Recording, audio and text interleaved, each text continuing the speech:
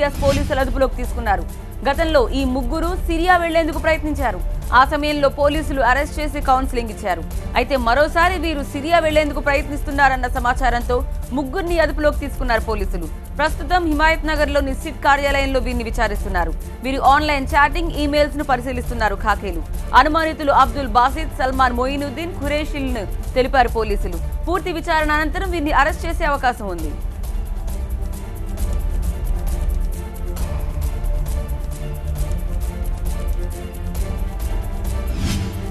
బెజవాడలో హవాలా కేసు గంటకో మలుపు తిరుగుతోంది. 50 కోట్ల రూపాయల హవాలా మనీ లాండరింగ్ లావాదేవీల్లో తేడా వచ్చి బ్రహ్మాజీని కిడ్నాప్ చేసి చావబాదారని ప్రాథమిక దర్యాప్తులో తేలింది. ఈ దందాలో సహకరించిన పోలీసులపై వేటు పడింది. అంతలోనే టీవీ9 ముందుకు చలపాటి రవి ఫ్యామిలీ వచ్చింది.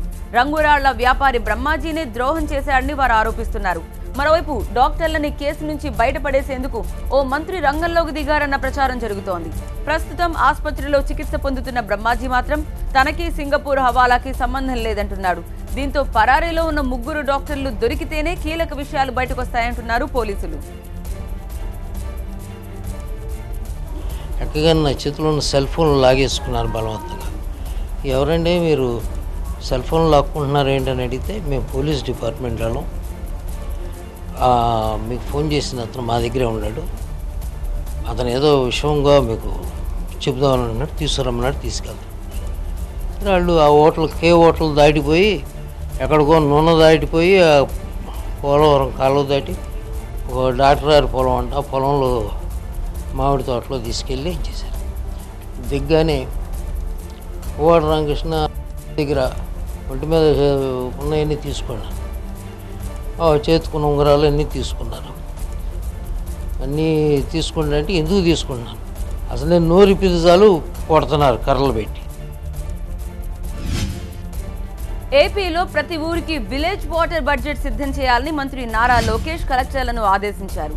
సచివాలయంలో 13 జిల్లాల కలెక్టర్లతో ఆయన వీడియో కాన్ఫరెన్స్ నిర్వహించారు. శ్రీకాకుళం, ప్రకాశం జిల్లాల్లో ఫ్లోరైడ్ ప్రభావం ఉన్న చోట యుద్ధ ప్రాతిపదికన ఎన్టీఆర్ సుజల వాటర్ ప్లాంట్స్ ఏర్పాటు చేయాలని సూచించారు. రాష్ట్రంలో శాశ్వతంగా తాగునీటి సమస్య లేకుండా చేయాలని ముఖ్యమంత్రి చంద్రబాబు ఆదేశించినట్టు కలెక్టర్లకు తెలిపారు లోకేష్. తాగునీటి సమస్యల పరిష్కారం కోసం కాల్ సెంటర్ ఏర్పాటు చేసి పైలట్ ప్రాజెక్ట్ నిర్వహించామన్నారు ఆయన. కొన్ని చోట్ల సమస్యలు పరిష్కరించినా మరికొన్ని చోట్ల అధికారులు మాత్రం మరింత సీరియస్ గా పనిచేయాల్సిన అవసరం ఉందన్నారు లోకేష్. తాగునీటి సమస్య పరిష్కారంలో మంచి ఫలితాలు సాధించారంటూ అనంతపురం కలెక్టర్లతో పాటు స్థానిక అధికారుల్ని అభినందించారు ఆయన. ఇక ముఖ్యమంత్రి కాల్ సెంటర్ నెంబర్ని త్వరలోనే ప్రజలకు అందుబాటులోకి తెస్తామన్నారు లోకేష్.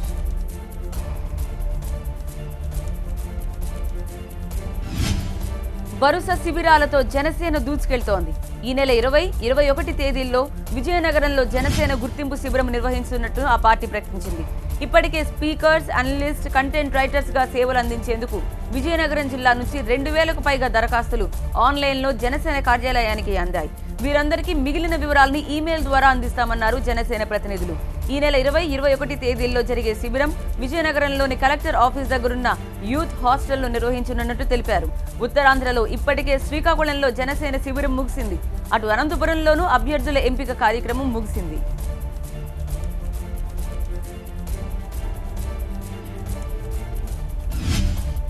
జనసేన అధినేత Pawan Kalyan Twitter account hack అయింది. పవన్ ట్విట్టర్ అకౌంట్ పాస్వర్డ్ మార్చేశారు హ్యాకర్లు. హ్యాకింగ్ విషయాన్ని జనసేన కార్యాలయ సిబ్బంది స్పష్టం చేశారు.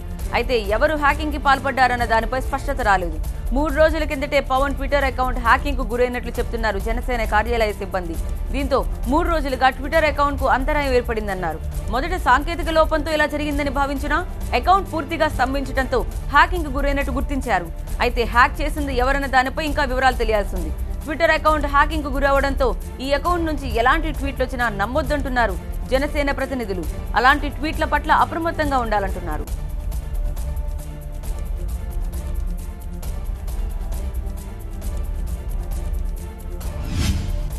వానాక్రాయ్ వైరస్ దెబ్బటు టీటీడీ మీద పడింది. టీటీడీకి చెందిన సుమారు 30 కంప్యూటర్లు వానాక్రాయ్ వైరస్ బారిన పడ్డాయి. కంప్యూటర్లలో పరిపాలనకు సంబంధించిన సిస్టమ్స్ కు వైరస్ సోకడంతో సిబ్బంది ఇబ్బందులకు గురవుతున్నారు. అయితే భక్తులకు సంబంధించిన సేవలపై మాత్రం హ్యాకింగ్ ప్రభావం పడలేదు. పైరేటెడ్ సాఫ్ట్వేర్ కారణంగానే కంప్యూటర్లు వైరస్ బారిన పడినట్టు చెప్తున్నారు అధికారులు.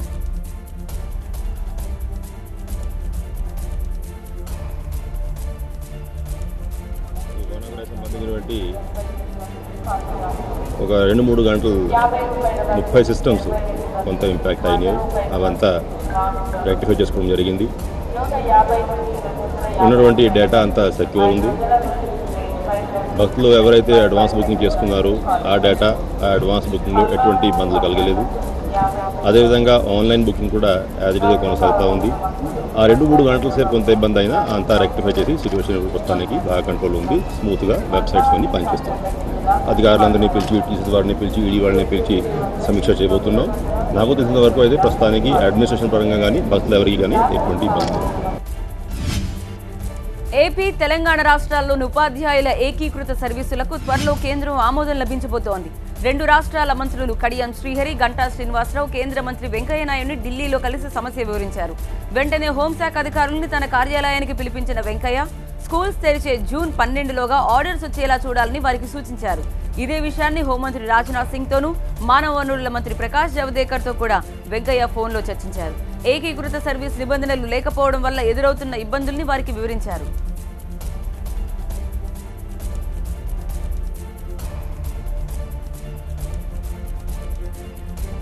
ఈ 2 రాష్ట్రాలకు సంబంధించి ఉపాధ్యాయుల సర్వీసెస్ను కనుక యూనిఫైడ్ చేస్తూ ఆమోదం తెలిపినట్లయితే మాకు ఇది 2 రాష్ట్రాలకు కూడా ఉపయోగకరంగా ఉంటుంది.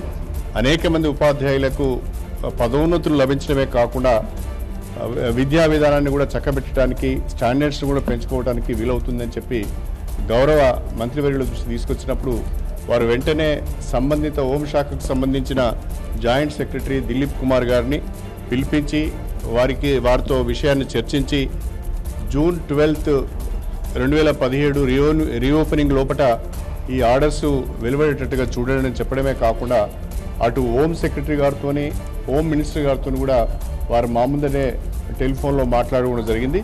వారు తప్పకుండా దీన్ని మానిటర్ చేసి త్వరితగతిన ఎంత తొందరగా వీలైతే అంత తొందరగా ఈ ఉపాధ్యాయుల ఏకీకృత సర్వీసులకు సంబంధించిన కేంద్ర ప్రభుత్వ ఆమోదాన్ని లభించే విధంగా చూస్తానని చెప్పినందుకు వారికి ప్రత్యేకంగా నేను ధన్యవాదాలు తెలుపుతున్నాను. ఏదైతే హోమ్ మినిస్ట్రీ, ఆ తర్వాత ప్రైమ్ మినిస్టర్, తర్వాత ప్రెసిడెన్షియల్ ఆర్డర్ కావాల్సిన దృష్ట్యా దీన్ని స్పీడప్ చేయాలి. ప్రత్యేకించి స్కూల్స్ రీఓపెనింగ్ అయ్యే లోపు ఈ అంశాన్ని ఒక కొలిపి తేవాలనే ఉద్దేశంతో పెద్దలు తెలంగాణ విద్యాశాఖ మంత్రి, ఉప ముఖ్యమంత్రి కడియం శ్రీహరి గారితో కలిసి ఈరోజు వెంకయ్యనాయుడు గారిని కలవడం జరిగింది.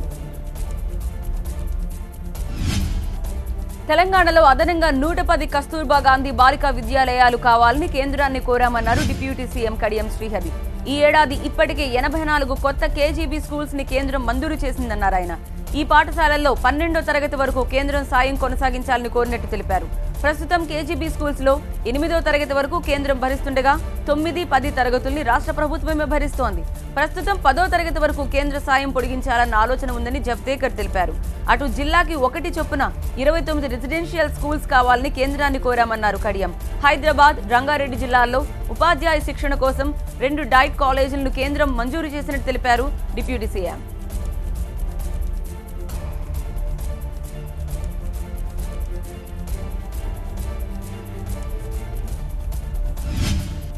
ప్రపంచ తెలుగు మహాసభల నిర్వహణ తేదీల్లో తెలంగాణ ప్రభుత్వం మార్పులు చేసింది.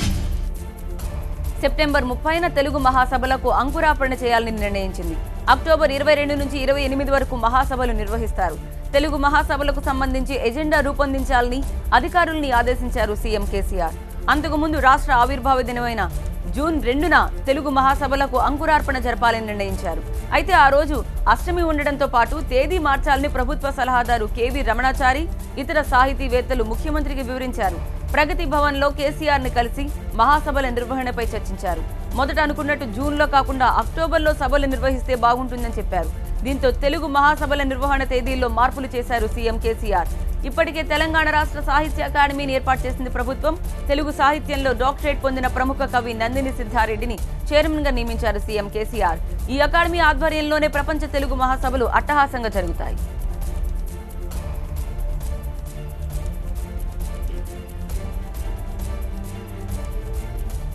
ఏపీ రాజధాని అమరావతిని రాయలసీమతో కలిపే రైల్వే లైన్ డబ్లింగ్కు, విద్యుదీకరణకు కేంద్ర కేబినెట్ ఆమోదం తెలిపిందన్నారు కేంద్ర మంత్రి వెంకయ్య నాయుడు.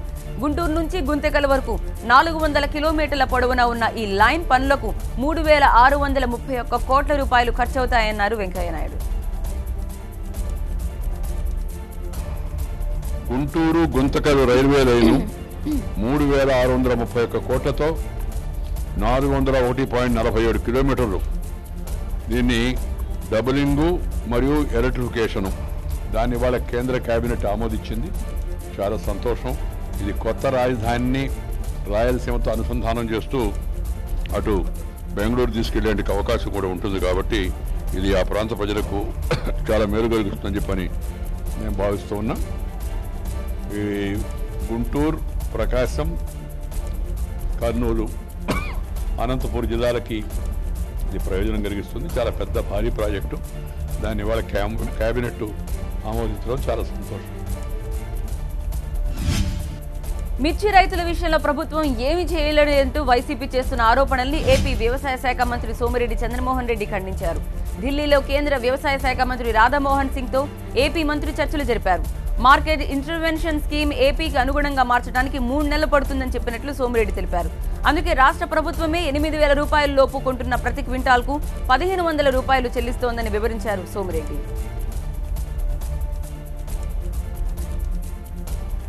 మేము ఒక 200 కోట్లు అవుద్ది అనుకోండి, 30,000 ఒక్కొక్క రైతుకి ఇస్తే దాంట్లో ఎంఐఎస్ స్కీమ్లో మార్కెట్ ఇంటర్వెన్షన్ స్కీమ్ ఏంటి?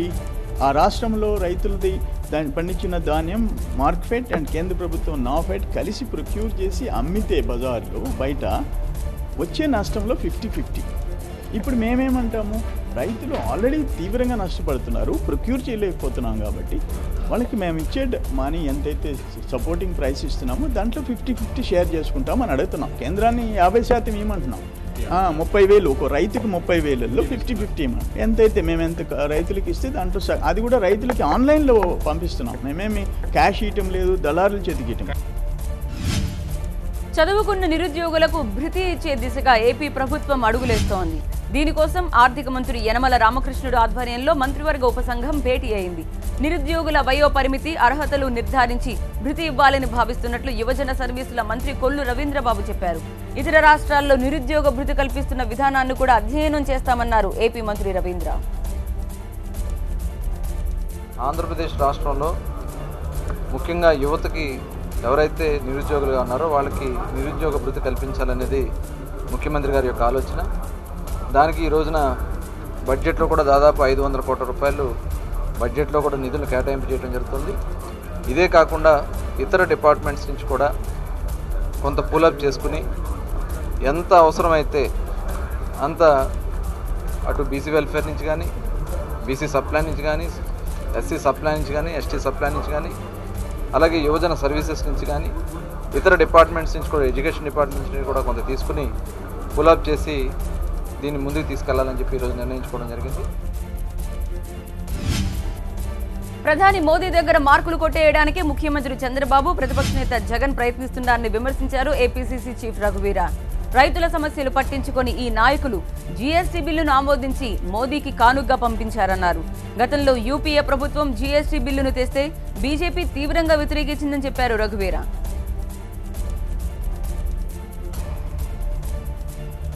తెలుగుదేశం పార్టీ, జగన్ పార్టీ మోడీతో మార్కులు కొట్టడానికి జీఎస్టీకు మాత్రమే పరిమితమై అతని కానుగ్గా ఇచ్చినామని చెప్పుకునే ప్రయత్నం చేసినారు.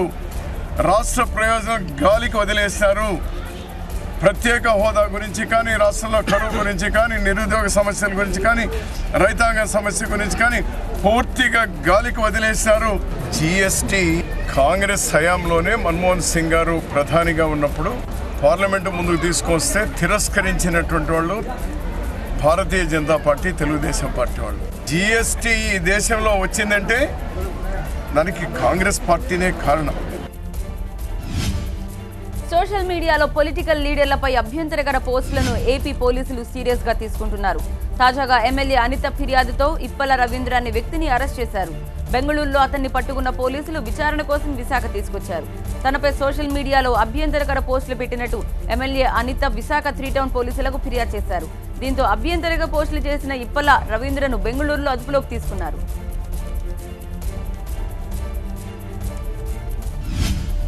పాట్నాలో బీజేపీ, ఆర్జేడీ కార్యకర్తల మధ్య ఘర్షణ చోటు చేసుకుంది. లాలూ కుమార్తె మీసా భారతిపై సుశీల్ మోదీ ఆరోపణల్ని ఖండిస్తూ ఆర్జేడీ కార్యకర్తలు భారీ ర్యాలీ నిర్వహించారు. పాట్నాలోని బీజేపీ ఆఫీసుని ముట్టడించేందుకు ప్రయత్నించారు. సుశీల్ మోదీకి వ్యతిరేకంగా ఆర్జేడీ కార్యకర్తలు నినాదాలు చేయడంతో అటు బీజేపీ కార్యకర్తలు ఎదురుదాడికి దిగారు. దీంతో రెండు పార్టీల నేతల మధ్య ఘర్షణ తలెత్తింది. రెండు పార్టీల కార్యకర్తల్ని పోలీసులు అడ్డుకునేందుకు ప్రయత్నించినా ఫలించలేదు. కర్రలతో ఒకరిపై ఒకరు దాడులు చేసుకున్నారు, రాళ్లు రువ్వుకున్నారు. దీంతో పోలీసులు రెండు పార్టీల కార్యకర్తలను చెదరగొట్టారు. బినామీ భూముల కొనుగోళ్ల వ్యవహారంపై లాలూ కుమార్తె ఎంపీ మీసా భారతి అవినీతికి పాల్పడ్డారని బీహార్ బీజేపీ అధ్యక్షుడు సుశీల్ మోదీ ఆరోపించారు. దీనిపై విచారణ జరిపించాలని డిమాండ్ చేశారు. సుశీల్ వ్యాఖ్యలపై మండిపడ్డ కార్యకర్తలు బీజేపీ ఆఫీసును ముట్టడించేందుకు ప్రయత్నించడంతో ఈ ఘర్షణ జరిగింది.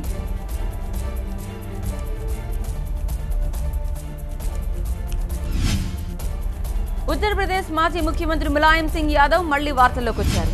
తాజాగా తన అనుచరులతో కలిసి లక్నోలో బాహుబలి సినిమా చూశారాయన. ఈ సందర్భంగా వాళ్ళంతా ఏసీ గదిలో కూర్చొని సినిమా చూస్తుంటే వారి సెక్యూరిటీ మాత్రం నిలబడే ఉన్నారు. సినిమా నడిచిన 3 గంటల సేపు వాళ్ళు అలాగే నిల్చునున్నారు. ములాయం కానీ ఆయన అనుచరులు కానీ మాట మాత్రాన్ని కూడా వారిని కూర్చోమనలేదు. సెక్యూరిటీ సిబ్బందిలో ఒకరు ఎన్ఎస్జీకి చెందిన బ్లాక్ క్యాట్ కమాండో. దీనికి సంబంధించిన ఫోటో ఇప్పుడు సోషల్ మీడియాలో వైరల్ గా మారింది. ములాయంని తిడుతూ నెట్లో పోస్టులు పెడుతున్నారు నెటిజన్లు. అసలు కమాండోల్ని వీవీఐపీల సెక్యూరిటీకి నియమించడమే తప్పంటున్నారు చాలా మంది. వారి పని కేవలం ఉగ్రవాదుల్ని అంతం చేయడమే కానీ ఇలాంటి రాజకీయ నాయకులకి సెక్యూరిటీ ఇవ్వడం కాదంటున్నారు. దీనిపై గతంలో ఎన్ఎస్జీ కూడా కేంద్ర హోంమంత్రికి లేఖ రాశారు. మొత్తంగా ములాయం సినిమా సీన్ ఆయనపై తిట్ల వర్షం కురిపిస్తోంది.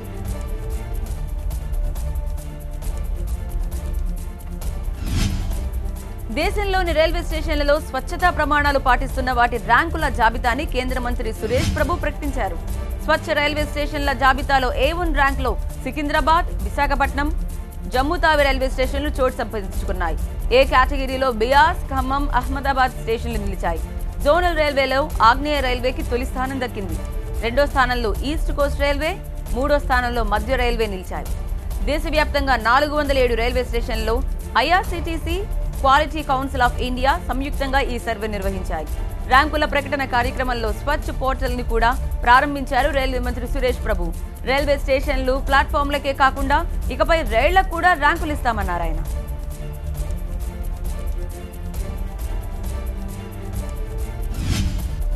Super star Rajinikanth political party పెడతారా లేక ఏదో ఒక పార్టీకి దగ్గరవుతారా? ఇప్పుడు దేశవ్యాప్తంగా నడుస్తున్న చర్చ ఇది. అయితే రజనీ ఫ్యాన్ మీటింగ్ లో మాత్రం ఈ సస్పెన్స్ కు తెరపడలేదు. గత కొంతకాలంగా ప్రధాని మోదీతో పాటు బీజేపీ నేతలతో సన్నిహితంగా ఉంటున్న రజనీ బీజేపీతో కలిసి నడుస్తారని కొందరు, పార్టీ పెట్టినా బీజేపీతో పొత్తు పెట్టుకుంటారని మరికొందరు ప్రచారం చేస్తున్నారు. అయితే రజనీ మాత్రం బీజేపీతో దోస్తీపై నో కమెంట్ అంటూ సింపుల్ గా తేల్చేశారు. దేవుడు ఆదేశిస్తే రాజకీయాల్లోకి వస్తానంటున్న తలైవన్ సరైన సమయంలో నిర్ణయం తీసుకుంటానన్నారు. అయితే ఆ క్షణం ఎప్పుడన్నది మాత్రం తేల్చడం లేదు. బీజేపీ పొత్తుపైన క్లారిటీ ఇవ్వడం లేదు. దీంతో పొలిటికల్ ఎంట్రీపై ఉత్కంఠ అలాగే కొనసాగుతోంది. మరోవైపు నిన్న 3వ రోజు తిరువణ్ణమలై, శివగంగై, విల్లుపురం జిల్లాల అభిమానులతో రజనీ సమావేశమయ్యారు. ఈ భేటీలో అభిమానులు ఆయనతో ఫోటోలు దిగేందుకు పోటీ పడ్డారు.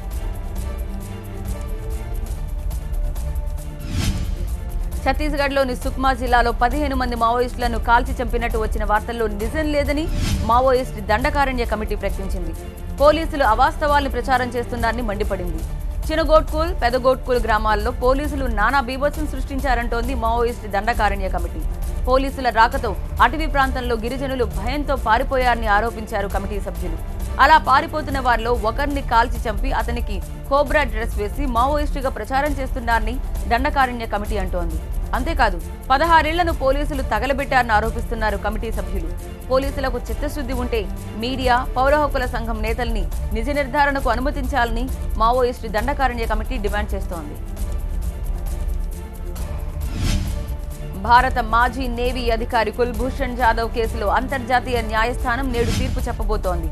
పాక్ మిలిటరీ కోర్టు విధించిన ఉరిశిక్షను ఇంటర్నేషనల్ కోర్టు రద్దు చేస్తుందా? పాకిస్తాన్కు మరో షాక్ ఇస్తుందా? ఇవాళ తేలిపోబోతోంది. కుల్భూషణ్ కేసులో భారత్, పాక్ల మధ్య ఇప్పటికే వాడివేడి వాదనలు జరిగాయి. గూఢచర్యంతో పాటు ఉగ్రవాదం ఆరోపణలపై కుల్భూషణ్పై పాకిస్తాన్ గతేడాది అరెస్ట్ చేసింది. పాకిస్తాన్ వాదనలో నిజం లేదని భారత్ తరపు న్యాయవాది హరీష్ సాల్వే గట్టిగా వాదించారు. కుల్భూషణ్ నేరం చేసినట్టు ఒప్పుకున్న వీడియోను కోర్టు ముందు పాకిస్తాన్ ప్రవేశపెట్టగా దాన్ని న్యాయమూర్తి తిరస్కరించారు. ఇరాన్లో వ్యాపారం చేసుకుంటున్న కుల్భూషణ్ను పాక్ కిడ్నాప్ చేసిందని భారత్ ఆరోపించింది. ఈ కేసుపై సోమవారం వాదనలు జరిగాయి. ఇరుపక్షాల వాదనలు విన్న అంతర్జాతీయ న్యాయస్థానం ఇవాళ తీర్పు వెల్లడించబోతోంది. ఆఫ్ఘనిస్తాన్లో ఉగ్రవాదులు బీభత్సం సృష్టించారు. జలాలాబాద్లోని అధికారిక టీవీ ఛానల్ భవనంలోకి చొరబడి విచ్చలవిడిగా కాల్పులకు తెగబడ్డారు. భద్రతా బలగాలు రంగంలోకి దిగడంతో వారికి ఉగ్రవాదులకి మధ్య భీకర కాల్పులు జరిగాయి. 2 ఉగ్రవాదులు ఆత్మాహుతి దాడికి పాల్పడగా మరొకరు భద్రతా బలగాలపై కాల్పులకు దిగారు. ఈ సంఘటనలో మొత్తం 6 మృతి చెందినట్లు అధికారులు ప్రకటించారు. ఒక ఉగ్రవాదిని భద్రతా బలగాలు పట్టుకున్నాయి. అయితే ఉగ్రవాదుల టార్గెట్ ఏంటన్నది ఇంకా తెలియలేదు. వారి డిమాండ్లేంటో కూడా ప్రకటించలేదు. సంఘటన జరిగిన ప్రాంతం పాకిస్తాన్ సరిహద్దుల్లో ఉంది. ఈ ఘటనతో టీవీ ఛానల్ భవనానికి భారీగా నష్టం వాటిల్లింది.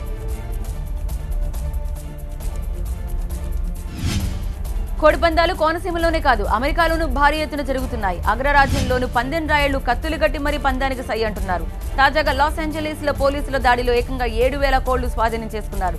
లాస్ ఏంజలీస్ లోని వాయువ్య ప్రాంతంలో ఈ దాడి చేశారు. 7,000 కోడి పుంజులతో పాటు పందాలకు వాడే కత్తులు, మొబైల్ ఫోన్లు, తుపాకులు, కాపలా కుక్కల్ని కూడా స్వాధీనం చేసుకున్నారు పోలీసులు. దాడి జరిగే సమయానికే భారీ ఎత్తున పందాలు జరిగాయని, చాలా కోడి పుంజులు చనిపోయాయంటున్నారు ఖాకీలు. కోడి పందాలు నిర్వహిస్తున్న 8 మందిని కూడా అరెస్ట్ చేశారు. ఈ ప్రాంతంలో చాన్నాళ్లుగా పందాల దందా నడుస్తోందంటున్నారు.